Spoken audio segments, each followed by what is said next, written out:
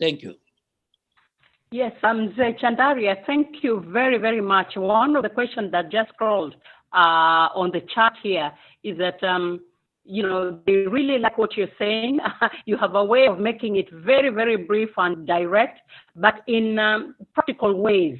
What are some of the things that you're suggesting? I'm just looking at the question that came in. If you can respond to that before we go to Dr. Aguel.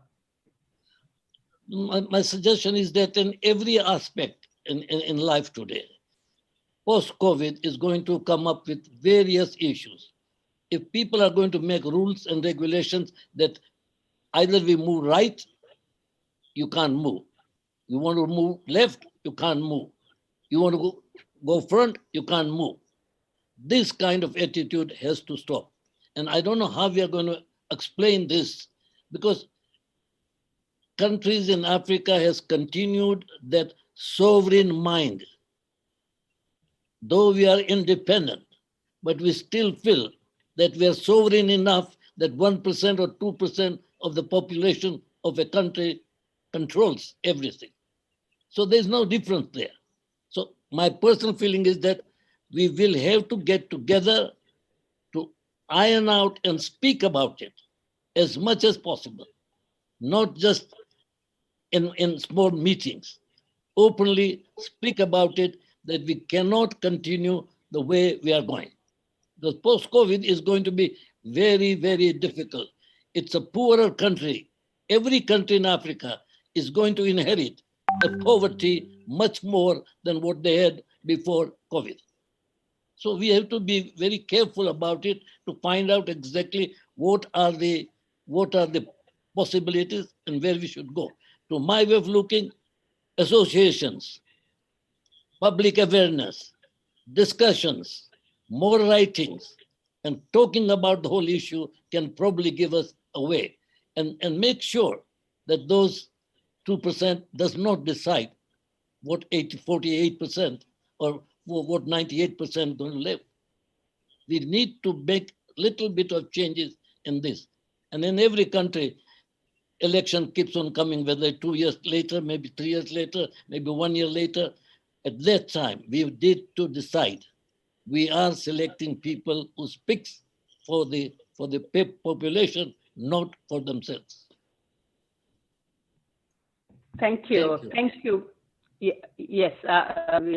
Thank you very much, Manu Chandaria. I do remember even in the last webinar, you only said one word, which was just do it.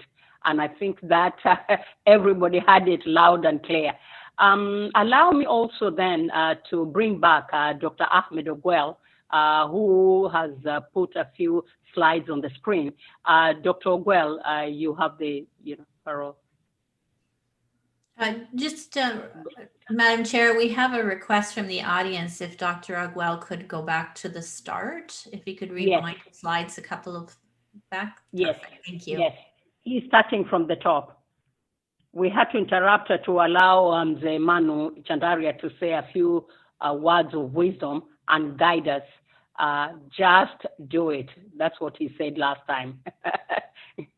Dr. Aguel, if you are ready, we are ready for you, please. Yes, indeed, I'm ready, and it's a pleasure, as I said, to be here to speak. And sorry for that interruption. Not a problem. We are in the era of webinars, so a lot of things can be able to go wrong. During pen and paper, it was more sure. So I wanted to put this in context, because we are talking about COVID and what will happen when we open up, but we need to see what the context is. And I was sharing how the global situation, we have over 27 million cases with over 880,000 deaths, and all regions have been affected. And I wanted to share about Africa. And when you look at the African situation, as of today morning, we have 1.3 million cases with 31,000 deaths. And this tells us the story that we are least affected when we look at all the regions of the world. And in fact, over the last week or so, we are seeing a drop in the number of new cases of about 15%. which is good, but is very mixed. When we unpack that 15% from country to country, it's a very different picture. So when we are looking at averages, it may look like things are slowing down, but when we are looking from country to country, we know that the situation is not the same from country to country. Then I wanted to share the diversity of Africa. That if you look at the African continent, the 55 member states, just 31 of them have less than 5,000 cases. And here it's a very big opportunity for us to be able to bring this pandemic to stop because the cases are still relatively decent. Most are in between there, and we have only one country that is above 100,000. In fact, South Africa is heading towards 500,000 cases now. But this is to show you the diversity of the African continent in as far as numbers is concerned. Then the testing on the continent is what has been key in showing us where we are in as far as the pandemic is concerned.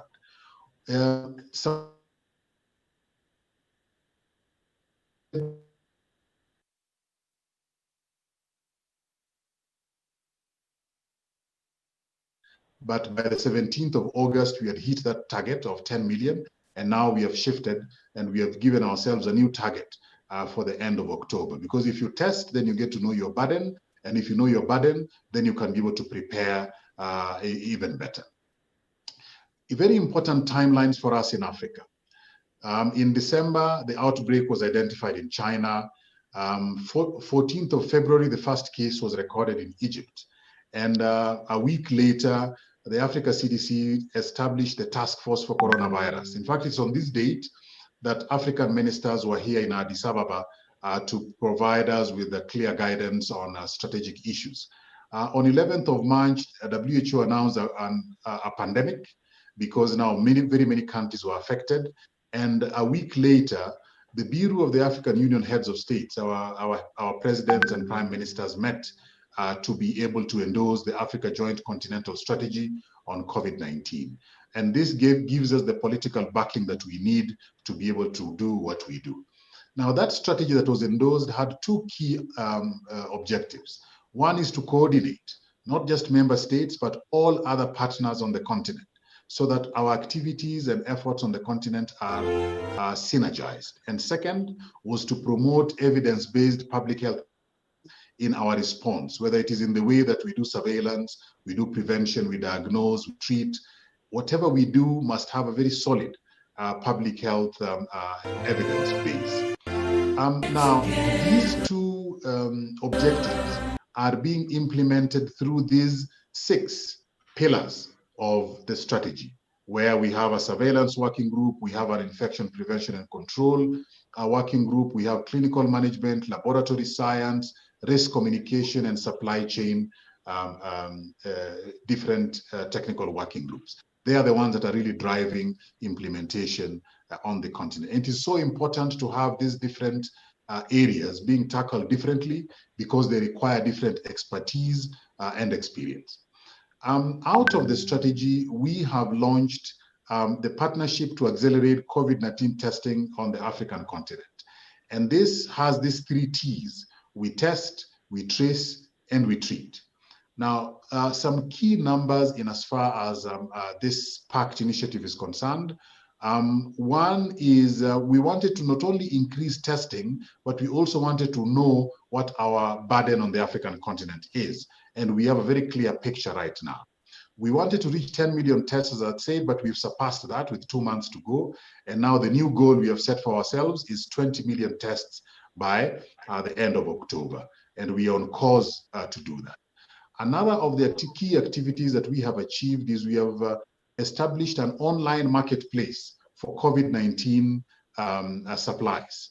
And here we launched the Africa Medical Supplies Platform, which is a place where member states can be able to go and buy COVID-19 supplies at very negotiated rates, and therefore removing the difficulty of accessing test kits and protective equipment and medication, whatever it is that a country may be able to need. This is a very key achievement because everything is online. Thirdly is vaccine development and access. We know that where we are going, we will need vaccines, and we know that a lot is being done in as far as vaccine development is concerned. And so we did a conference under the leadership of His Excellency, the President of the African Union, the President of South Africa, and His Excellency, the President, the Chairperson of the African Union Commission, Musa Faki Mohammed. There was a very good attendance, and some key decisions were made during that meeting. One was to put together a consortium for clinical trials. Two was to ensure that we are ready to access sufficient supplies of a vaccine when it comes. And three was to prepare for effective delivery of the vaccine when it arrives. So these three areas are the ones that are keeping our strategy for vaccine development and access, our group busy in ensuring that our vaccine strategy is actually going to be successful. Now, shifting quickly, that is the context, shifting quickly to this particular campaign that we have of saving lives, saving economies, and livelihoods in Africa. Some key data: 34 countries still have their borders closed, and only commercial passenger flights are allowed in, which means that travel is still heavily restricted, as Barry and Minister Balala had shared earlier. Screening measures are different from country to country. 14 have made it mandatory for 14 days. 9 countries have made it mandatory testing at border points, and 27 countries require that you must have a negative test before you enter their countries. This means that travel is still quite difficult. When you look at schools, 33 countries have still not yet opened their schools before you enter their countries. That this line of social development is still on a pause in the majority of countries on the African continent. So what have we done? We have taken the whole of society approach to try and ensure that we are saving lives, we are saving our economies, and our livelihoods are continuing. And we have 3 broad goals. The first is to protect borders during travel. And we are advocating for a harmonized approach to COVID-19 testing and certification. As Barry had said, we have very many different types of requirements from country to country. And we are engaging with our countries now so that we have this harmonized. That way, if you're traveling, particularly within Africa, it becomes easy. Second is we are working with the private sector and developers to get an e-health network running. Applications on our mobile phones that can be able to be easily verified if the data that you have is actually correct. And finally is we are having a better cross-border information exchange so that travel and across borders becomes easier as we open up the economy. Second goal is to protect our economies and our livelihoods. And to do this effectively, we must have good data so that our economic activities are based on evidence and not just what a policymaker somewhere decides. A second is we are enhancing surveillance, particularly in areas that we know travelers are going to be increasing. Our hotels, our tourist sites, our border points. We are increasing and enhancing our surveillance tools and knowledge. And thirdly is we are engaging with the private sector so that not only technologies are being used to generate data, but also we are using that data to start local manufacturing of what we need. The third goal is protecting schools, because schools have to open and some countries have started, but most have not. We need to leverage on surveillance so that we can be able to pick out students who may be exposed and have the virus. That way they don't spread it to others. We need to do a very good risk assessment, particularly at the school level, so that we open when we know the risks are under control. And finally is we need to strengthen our public health measures so that we know that our hospitals are ready to accept and look after any critically ill patients. We know we should be ready that our public health measures are still being respected, wearing masks, washing your hands, social distancing, so that when we are opening, we are not leaving behind public health measures. If we do, we will see a spike in the numbers as other countries like South Korea, Japan, and even China to some extent have seen. We must have our public health measures still being respected. So to ensure that this campaign of saving lives, saving economies and livelihoods was appropriately received, we launched it under the joint platform of Africa CDC, Africa Union, and the World Health Organization. And a few calls to action were actually realized during that launch. The goal, as we said, was to minimize the spread of infections as we open up our borders, as we open up our economies. And we needed to create safe corridor based on public health science, so that travel can be able to be easier. And this we are proposing will be done through very clear registration of COVID testing at border points. That way we remove the fear of fake certificates. We remove the fear of inadequate testing. We are working with the private sector to have a way of confirming some of these tests for those who are traveling to border points. Second is to deploy good, effective cross-border platforms for verifiable testing and information. That way, if someone is saying they got tested in Uganda, for example, and they're crossing into Kenya, there's a way of doing that verification. That will give confidence to people to be able to travel more and do business more, and ensure that all the data that we are receiving is correct. In as far as the economies is concerned, we want to minimize the impact of COVID-19 on livelihoods. And here we are employing digital frameworks for tracking and sharing of information. Secondly is we are supporting the mutual recognition of health information across borders, so that if whatever has been tested in country X will be acceptable in country Y.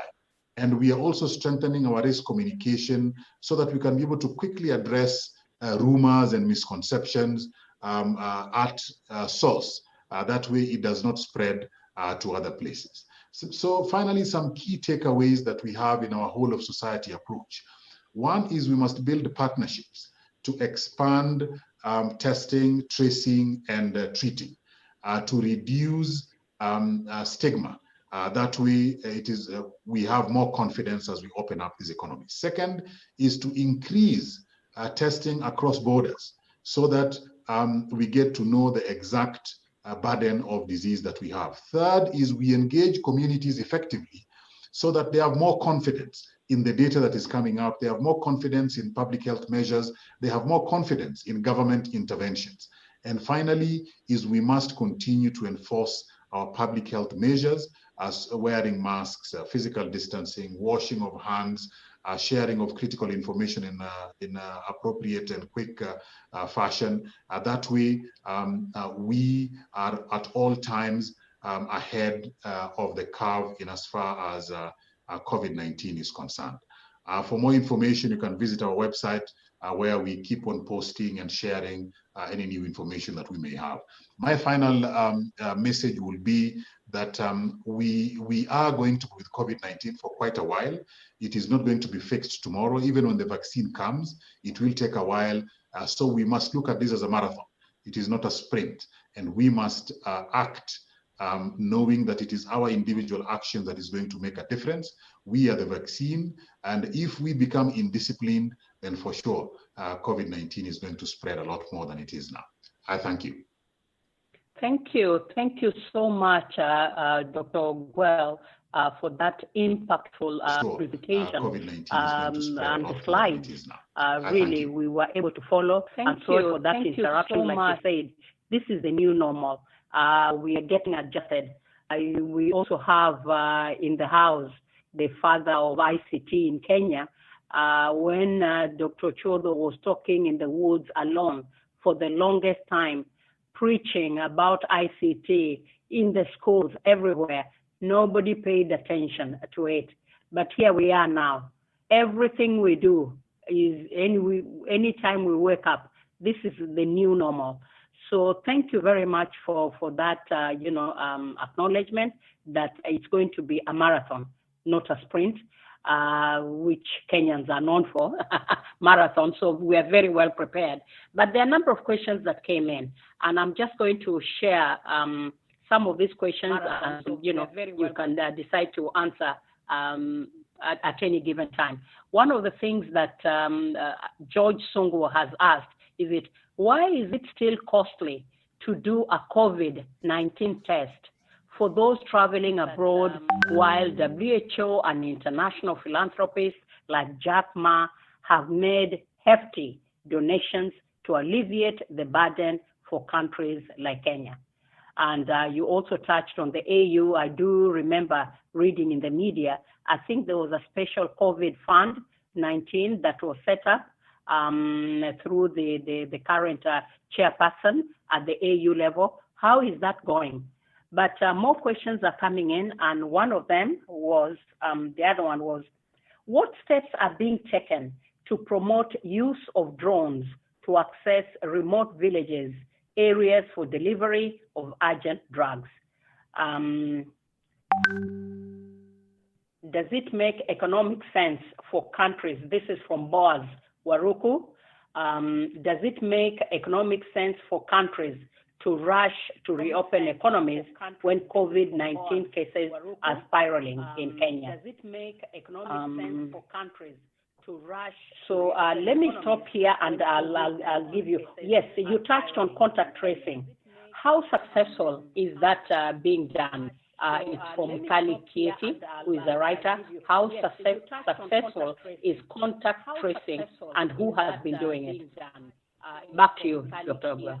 Who is a writer? How successful is contact tracing, and who has been doing it?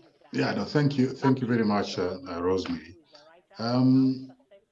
Let me start with the first question on costs. Donations are a drop in the sea related to need, and donations do not determine the costs of COVID-19 tests. These are market driven, and we as Africa CDC, Africa Union, we do not have a lot of influence in as far as getting the cost to come down. Second, around the cost is that this particular test is in demand globally. Every country and territory on the globe has been affected. So when demand is high, costs also tend to go a little bit higher than normal. So costs are going to only come down when we have more companies doing the testing, and when we have the demand probably dropping a bit from where it is right now. The COVID-19 fund was established by the chairperson of the Africa Union Commission on recommendation of the Africa Union Bureau of Heads of State. And that COVID-19 fund is still collecting resources from countries, partners, and even individual citizens on the continent and beyond. And the fund is being used to support the response on the continent. So the fund is there, and it continues to receive resources, and it continues to support our COVID-19 response on the continent. Use of drones, it's very useful. I think Rwanda is leading this quite well, and Ghana to some extent has also introduced drones into their arsenal of COVID-19 response. So drones are a good way of ensuring that you can be able to reach very difficult places in a country. Fourth is, does it make economic sense to open up the economies? Yes, absolutely. It makes a lot of economic sense. Some of the reasons are that Africa's economy is very informal, and the backup for the market selling, the ladies selling in the market is not there. If they don't go out, then they cannot be able to eat. And we have enough information right now of what we need to do in terms of public health measures so that people can be a lot safer. So we can tentatively be able to start putting those in place and then opening up the economies. We cannot be able to shut down forever, and it is important to keep a balance between public health need and opening up of the economies. And we have very clear guidelines that we've shared with countries on how to do that. but it does make sense to open up the economy so long as public health measures are in place and countries are ready to be able to handle any new cases that may be able to come up. How successful has contact tracing been? Very successful. That's part of the reason why we have low numbers on the continent. We started early, we locked down, we did effective contact tracing, meaning we had fewer and fewer people in circulation who had the virus and could be able to spread it. But tied to contact tracing is the need to pass on good information to the public so they know what to do and they know how to do it well.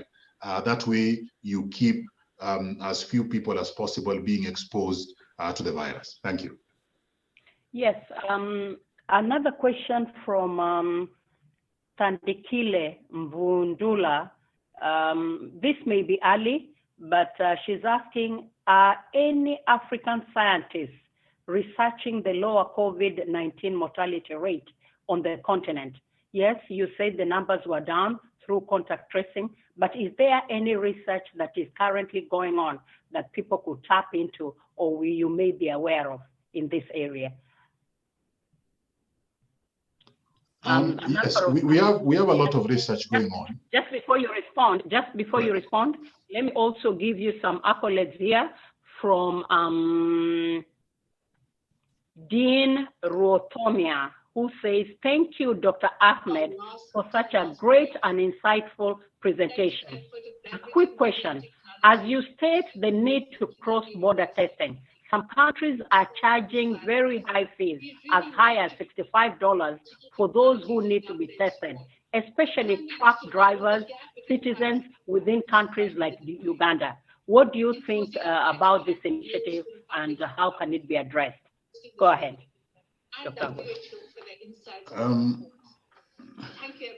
Thank you very much, it's useful to say again that testing is in the hands of demand dynamics, and from country to country you find the tests are different. But what I will say around the testing cost is that we have now introduced antigen testing, which is much cheaper than the traditional testing of the virus itself. And this brings down the costs to as low as $10, $15. And we are encouraging countries to start using this instead of the usual traditional PCR testing that is what is costing a lot more, from $50 to even $100 in some places. So testing costs are really local, and we are working with countries to start doing antigen testing. That way the cost can be able to come down for travelers particularly. Now, on the other question on research, there is a lot of research that is going on on the continent, and we have a whole technical working group under the Africa COVID-19 task force that is just dealing with the issues around research. This is coming in from very different angles, from effect of public health measures to surveillance techniques to the vaccine itself, including different treatments that have been shared, and those that are being shared, how effective they will be on the continent. So research is going on. And on our website, there is a place for research, but if any individual is interested in it, something very specific, if they drop us mail, we can be able to connect them with a technical working group for this. But research is going on and is expanding as we speak. Thank you. Yes, thank you. Thank you very much. There are a couple of other questions that just came in as you were speaking. Before we go to, I open it up to everybody else. These are specific to you. This is a tall one. It's from Stephen W. Njoka, who says, Dr. Ouma, do you have any idea on when the world is going to be free of COVID-19, like the way Africa has been recently declared free of polio? Do you think the borders across the continent will open before the end of the year? December is quite a busy time in Africa. Pamela Kibunja says, COVID-19 is a public health issue. that needs community responses. How is African CDC ensuring that this is being done? Secondly, what happened to countries like Tanzania who are not adhering to the WHO guidelines and cross-border travel? Thanks, Pamela. Thanks, Rosemary. Tough questions. When will we be free of COVID-19? Frankly, nobody knows. I laughed at that and wondered, give us the miracle bullet here. Nobody knows when we'll be free of COVID-19. And my advice is we need to learn to live with this virus through the measures that have been proven to be effective. And in fact, if we do those measures, if we behave in the right way, we'll not only be protecting ourselves from COVID-19, but literally all other illnesses that are passed from person to person. It becomes a win beyond just COVID-19, but nobody knows how long we'll be with COVID-19, but my estimation is a very long time. Borders, we predict that the majority of countries will have their borders open before the end of the year. And this is because of the trends that we are seeing, public health measures becoming more effective, citizens understanding and appreciate the need to behave properly and effectively in as far as COVID-19 is concerned, and also the slowing down of numbers in general in Africa, but also the public health and public health service measures that are being put in place by the different governments. So borders, my prediction is that the majority of countries will have opened up before the end of the year. Community responses, this is one of the key elements of our PACT initiative. We have a target of 1 million community health workers out there in Africa working to ensure that COVID-19 is well understood by the communities. And the only way we can be able to ensure that community response is good is to get the message in the language they understand, in the manner they understand. And we are doing this with member states in Africa. And we are quite confident that if we get enough messaging through local community representatives into the different relatively hard to reach areas, we will have a much better response with the vaccine and also reduce the stigma. About Tanzania, I think it will be Tanzania to be able to answer this. I cannot be able to speak on behalf of Tanzania, but what I would like to emphasize is that in Africa, it is solidarity that has made sure that we have controlled the virus early in the phase of the pandemic. If we didn't act together, we will not have had the kind of success that we have now. And we are still urging and encouraging all of our member states to be able to work together so that we can keep the numbers down and we can keep down. And we are glad to see that most of our efforts are actually being very well received at country level. And we are seeing those guidelines and guidances being effectively implemented. Thank you. Thank you. Thank you very much. Thank you so much, Dr. Guel, on some of the, information that you've shared with us. We'll take it, a long way. And like you said, this is the new normal. This is the new normal, the pandemic or COVID-19 before the vaccine, or even when the vaccine gets here, we are going to have to learn to live with it. That being said, allow me also to bring in the other panelists so that at least we can have an interactive exchange. And one of the things that I would like to suggest, probably I should have said it earlier, but we had the minister and he was rushing, is that even among new panelists, if you have any questions that, you are also giving information, sharing information, but you probably may have a burning issue. Please feel free to ask the question directly to whoever you may want to respond to that question. But some of the exchanges that have gone on the chat is that that is directed to Ms. Jibril Amalkhair, is She talked of a silver lining and opportunities at this particular time. What are some of the practical ways that she has seen women and children and youth are taking advantage of at this particular time, both in her country, Chad, and as far as AU in supporting this group of people is concerned? Madam Chair, Madam Chair, with permission. Go ahead. As she answers that, she could also take opportunity to enlighten us briefly about who is AU ECOSOC, because some members were asking, how are the citizens of Africa connected to all this? Over to you, Madam Deputy Presiding Officer. Thank you. Can you hear me? Yes, we can hear you. Please. Now, can we speak in French? Yes, yes, for a change, you can combine. Okay. But you can probably do it interchangeably. I can see you went to an Ivy League at Tulane. Please go ahead.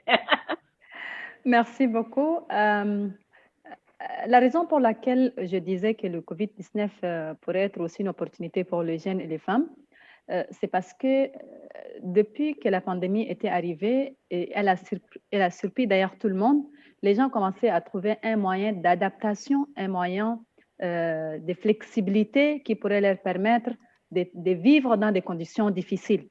Parce que dans la vie, il faut savoir vivre quand il y a des conditions difficiles. Et ça, c'est déjà une première opportunité.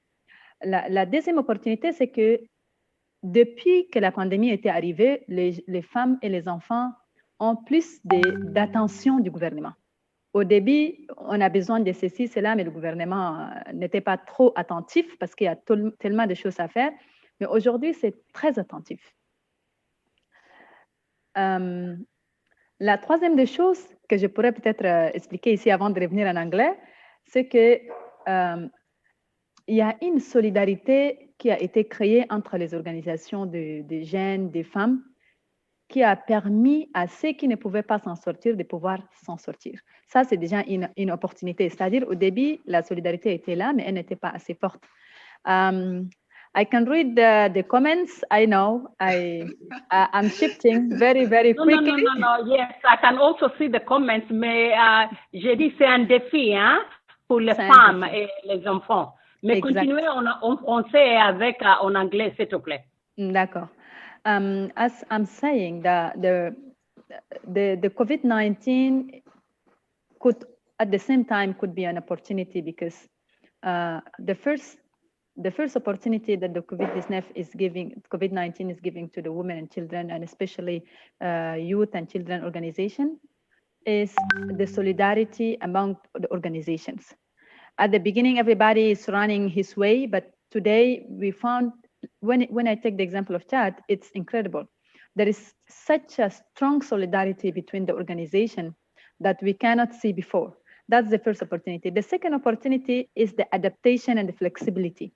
Because when you could adapt yourself in difficult situation, when you become flexible from one situation to another one to be able to survive, that's an opportunity. The third one is the attention given by the partners and the government.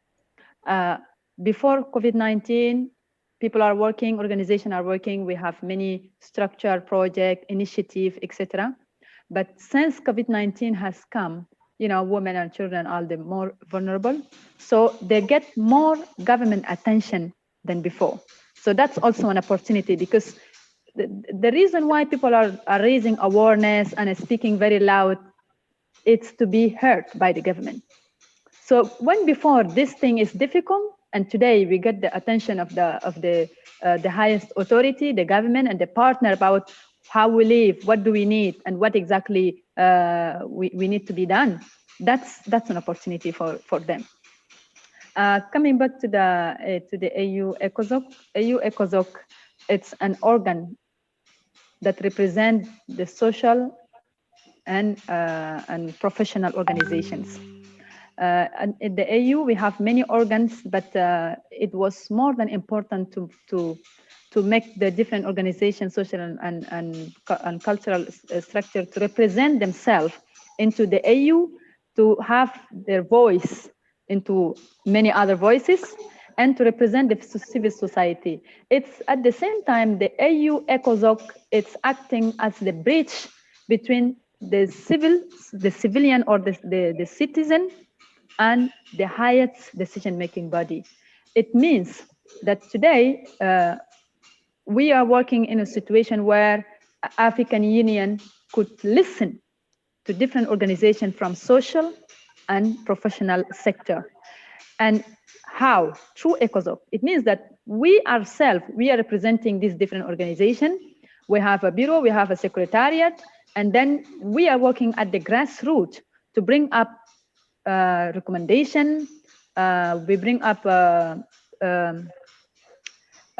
policy opinion, right, Shem, in English? Yes, advisory opinions, yes. Advisory opinion, I'm sorry. Advisory opinion in 10 different thematic, including peace and security, women and gender, economic issues, etc., etc. So it's very important to have many civil society organization and professional organization participate in ECOSOC activities, and knowing ECOSOC itself because it belongs to them. That's their own structure. It's their own, and that's also a window to be able to make decision at the higher level and to make recommendation and participate in the program and activities of African Union. I don't know if I have any other question. Maybe I'll come back to dear Rosemary. No. We'll come back to you as more questions are coming in. I would like to bring in Dr. Chodo. Did you want to say something? I wanted to bring in Mr. Kashambo. But, yes, go ahead. Madam Chair, I'd want to suggest that in interest of time, because this can go on, if we could wrap up if it were possible. But yes, the ECOSOC is meant to have regional organs and chapters and even national ones. Right. And we can take this offline. We would encourage those interested to contact our website and link up with us and see how we can strengthen the Kenya ECOSOC, the East Region ECOSOC. Kenya Diaspora Alliance represents East Africa region, which is 14 countries from Madagascar to Ethiopia. This is our first year, and we look forward to working together to bring other non-state actors into the African Union. Over to you, Chair. I have a question, but later. No. Go ahead, Vazi. Okay, merci. My question is directed to Dr. Ahmed. Since COVID-19 has come in, the vaccine issue has become a very interesting topic. But at the same time, it's confusing people. People are just like, what kind of vaccine is coming from where and directed to who, etc., etc. And then I can listen to you talking about the vaccine. Can you just tell us more about what kind of vaccine it's created by who and where? Thank you.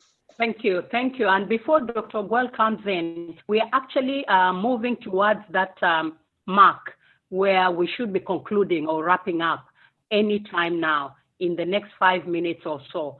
So what I would like to do is that as Dr. Guel answers that question, I also wanted, if it's possible, for him to give his concluding remarks. Then we can move on to the next person. Dr. Guel, go ahead. Thank you, Rosemary, and thank you, Jibrin, for that question. Vaccine development is going on in many parts of the world right now, and I think the most notable countries that have an advanced process in place include the UK, the US, China, Russia. They have advanced products, which, if they do pass the human safety and efficacy test, then they will be able to be available in the market. But having said that, what we are seeing on the African continent is a little bit of mixed messaging, because there are groups that do not like vaccines and therefore are projecting a very wrong message of the vaccine process in Africa. So I would like to share a few points. One is that all the vaccine trial sites on the continent are using vaccines that are being tried elsewhere in the world. Africa is not a guinea pig for vaccine development. Any vaccine that is being tested here is also being tested elsewhere in the world. That is one. Second is that the processes being used are gold standard processes, and we are watching them very carefully.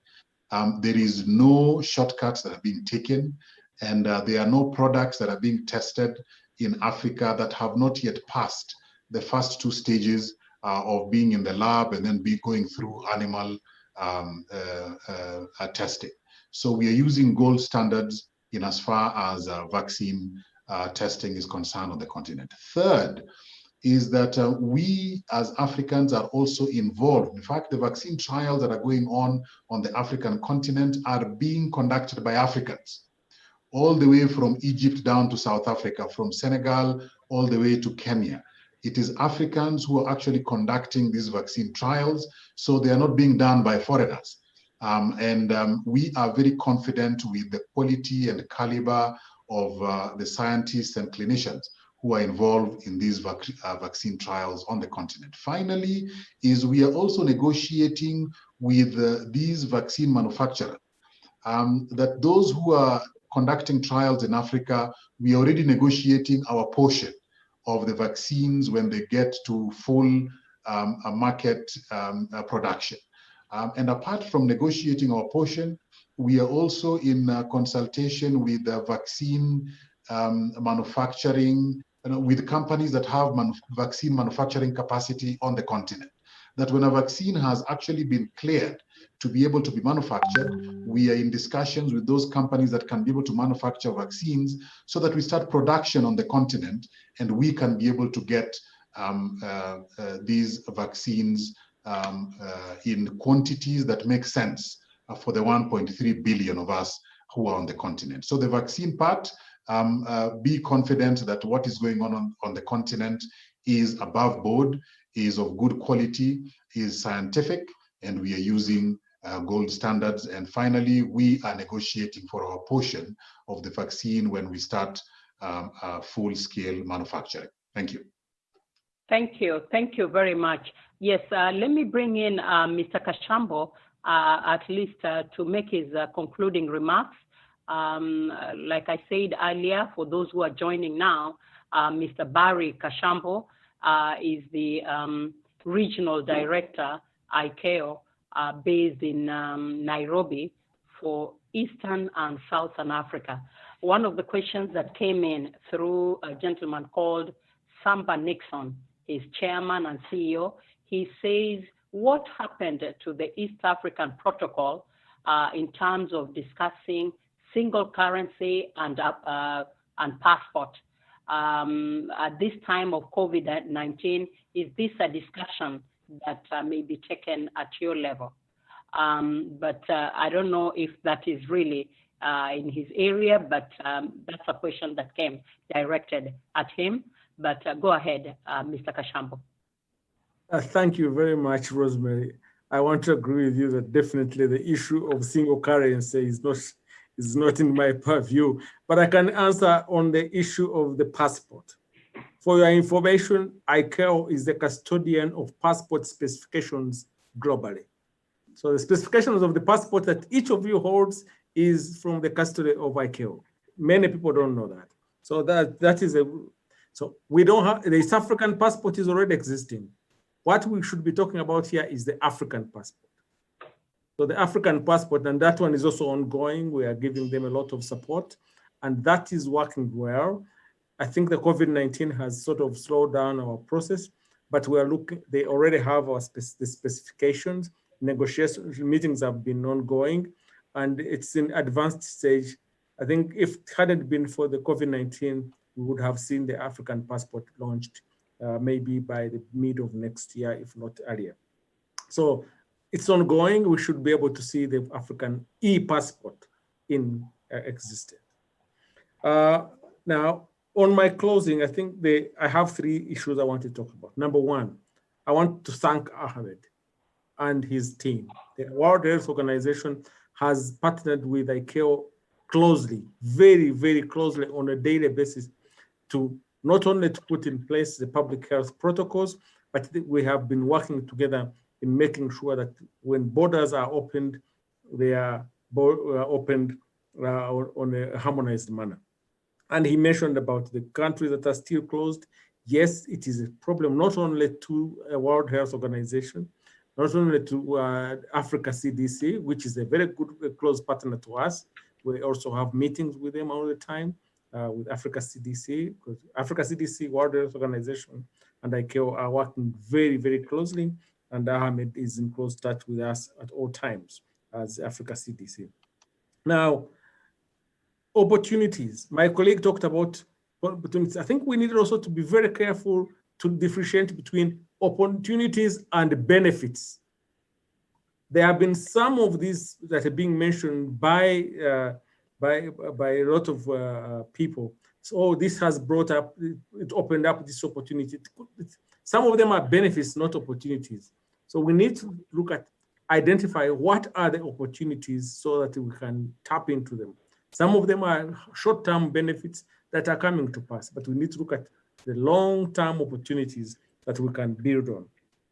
Last but not least, I want to agree with Ahmed on the issues of vaccines, because we are looking at vaccinations or availability of vaccines in on the continent, and massive vaccination as one of the measures that are going to help us, one, to raise public confidence, and two, to give us an opportunity to get our citizens to get back to work.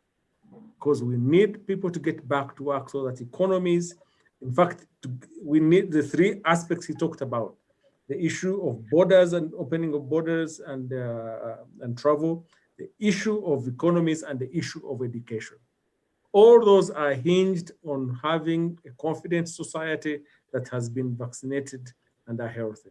So we support the initiatives that are being undertaken, and we look forward to getting this vaccination exercise and being undertaken in the shortest possible time.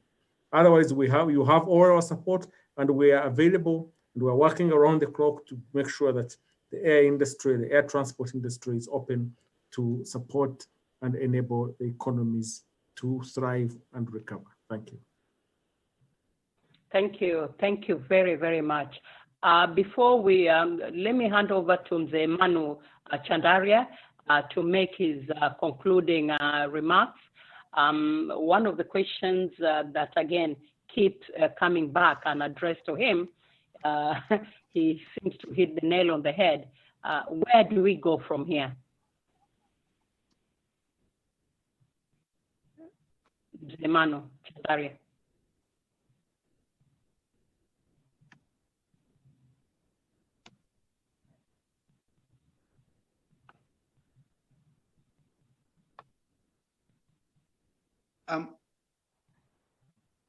Madam Chair, he has, please unmute Chairman. He's muted. You can, good. What are you looking for? Yes. Concluding remarks. From me? Yes. Yes. Oh my God. I think that number one is that an excellent meeting. And I think what we really require, instead of studies and all the backgrounds of those, we require common people and people who can influence more people around. Those are the types of the people that we should have. But we have enjoyed listening to all kinds of information. And I must say that continue this, because this is something which you now require almost on a monthly basis, so that you can create, there might be only a few people seen over here, but there are many people behind who will be talking about this issue. The people who have not been here, but whoever has been here, let them talk to 2, 3, 4, 5 people, and let those 5 people talk to another 5 people. I think we need a propagation of the ideologies that we are proposing in these discussions. But I think that it was great, and I'll continue that. Please continue this on a monthly basis. If you can't do it on a monthly basis, at least on 2 monthly basis, because we need more and more people to be talking about some concrete issues and concrete ideas. rather than just looking at everyday newspaper, which is nothing but next day you have to put it in a garbage can anyway. Thank you so much. Thank you, thank you, thank you very much. And that brings me to Dr. Shem Ochodo. I know he should have done that in the beginning, but we had to change the program a little bit because the minister had to catch his plane. Just to give a little background of KDA and the diaspora COVID. Dr. Ochodo, can you go ahead? Yes, Madam Chair, in the interest of time, Kenya Diaspora Alliance is a federation of 44 diaspora organizations, 250,000 members across the world. But we are now taking this further. We are part of what's called Africa Diaspora Alliance, AFDA, which is under formation with other diasporas, historical as well as contemporary. But the Diaspora COVID Task Force, which Madam Chair here, together with Dr. Shiro Inele co-chairs, has 6 subcommittees looking into areas like clinical, public health research, in knowledge management, PPPEs, working together with the Chamber of Commerce and Women in Business and others. But rather than to belabor about that, today I wanted just to talk briefly about people who have helped us to come this far. First is we are working closely with the medical research institutes. We've been in touch with the National Research Institute in Tanzania, still preliminarily, but more particularly we're in touch with KEMRI, Kenya Medical Research Institute. So we look forward to that partnership. Senior members are in the house from KEMRI. We appreciate you. Lastly, allow me to appreciate 2 special people presently in Lebanon, Beirut, Madame Dia Hage of French extraction, but has mobilized resources to bring girls, Kenyan, Cameroonian, and other African girls who are suffering together single-handedly with Ambassador Romano. So thank you so much. We appreciate you, we treasure you. We look forward to continued engagement. And over to you, Madam Chair, for a vote of thanks. Thank you so much and be blessed. Yes, did Jibrin, Ms. Amalkhair, want to say 1 or 2 words just before we conclude? I gave a chance to everybody, so I think it's just fair. Yes, it's just 1 minute. Say bye-bye. Please. Yes, I won't take long. I think I just have 2 or 3 points. The first thing that we need to do is to trust ourselves, trust our expertise, our technology as Africans. The second thing to be able to fight against COVID-19 is to have transparent and accessible information. And the third thing is to have a very fluid coordination and collaboration between all the actors of the society. And finally, individual responsibility of every one of us, but collective action. I want to thank you all for the webinar and for the opportunity. I have learned so much. Thank you very much. Thank you. Thank you very, very much. We've also learned a lot from you. I want to also just take this time to thank everybody, particularly the participants, those who registered and, were here throughout, those who sent in questions. We could not read all the questions. We had to group them, but also the team behind, the technical team, the operational team. I may not remember all of them because I don't have a list right in front of me. But we have people like Rachel Mwakazi. I can't pronounce the last name. It's Norwegian. It's kind of tough for me. But I want to, say thank you. Janet Stewart, who's a part of the technical team. Peter, Samali Kirika, of course, our global chair, Dr. Shem Ochodo, Susan, Naiti Nyaribo, all of you, Martin Koyabe, all of you that have assisted today. Thank you very much. We would not have done this without you. And also, particularly again, I go back to the participants and the panelists. You gave us a lot of nuggets of information that we will cherish, that we will hold. Yes, I can see Mudhoni Gichohi. Yes, Dada Mudhoni, I know we've worked sleepless nights with you going through this. Thank you very much for your steadfastness and also just being there, being available, you know, never complaining about this or that. You know, thank you. We appreciate you. The panelists, you were outstanding. You covered all areas. It was not exhaustive, and it can never be exhaustive. A luta continua. I think there's a lot more work cut out for us. And for those who would like to send in questions, you can still Google KDA and the Diaspora portal. Send in your questions and we'll direct them to the appropriate place. This recording is also going to be available. It's going to be edited, cleaned up. And for those who are interested in listening to it, please do raise your hand or send in a request to KDA and we'll make it available. Otherwise, do have a pleasant day, a pleasant evening, a pleasant morning for myself here in New York. And we'll see you in 3 weeks. We are back with a pact.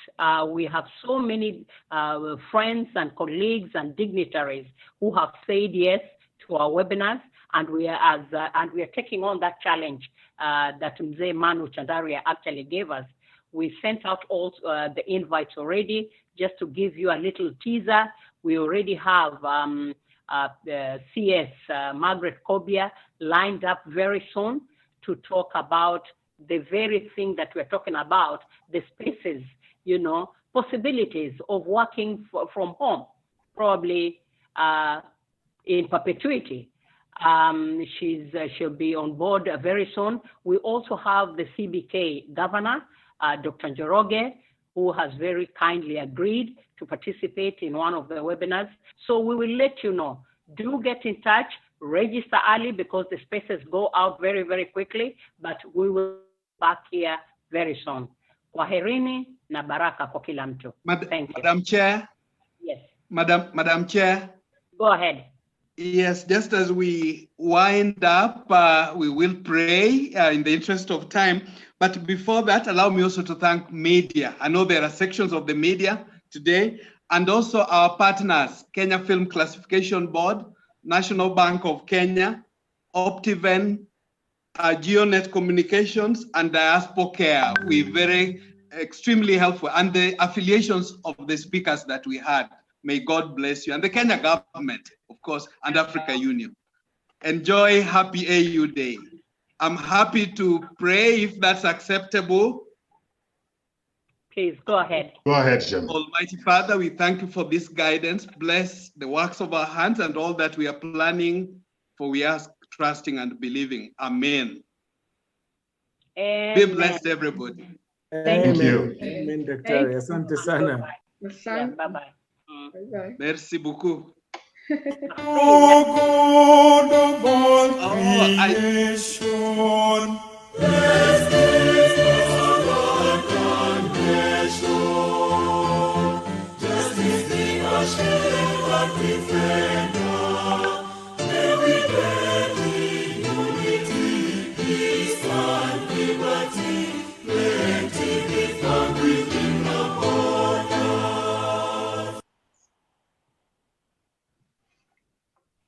Thank you and good night and good morning. Thank you.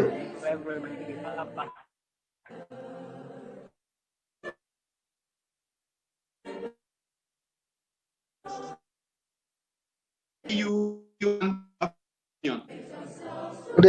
Good night.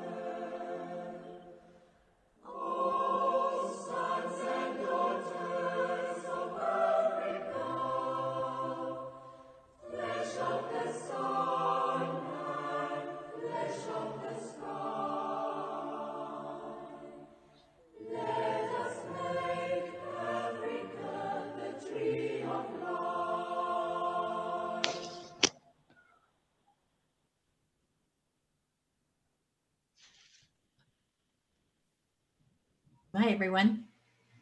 Bye. Thank you to our sign language interpreter. Sorry, Joyce, we'll acknowledge you next time. Thank you, Joyce. Thank you so much. At least we're saying it. We still have Thanks about a lot, Janet. Thanks a lot, Madam Chair. Thank you. Thank you. Joyce, asante sana, baraka. Karibu sana. Karibu, Thanks karibu, a lot, karibu. Daktari Chandaria, of course, Chandaria Foundation. We can't thank you enough, Chairman. Be blessed. Thank you. Thanks. Nice. Madam Rachel, asante sana. Have a blessed evening. Have a blessed Janet, evening. thank you. That was wonderful. Yeah. Thank you. Well, Rachel. Congratulations, despite the hitches. I didn't realize we had the anthems ready. Yes. Well done, Janet. And well done, Peter and Susan and everybody. Yes. Shukran.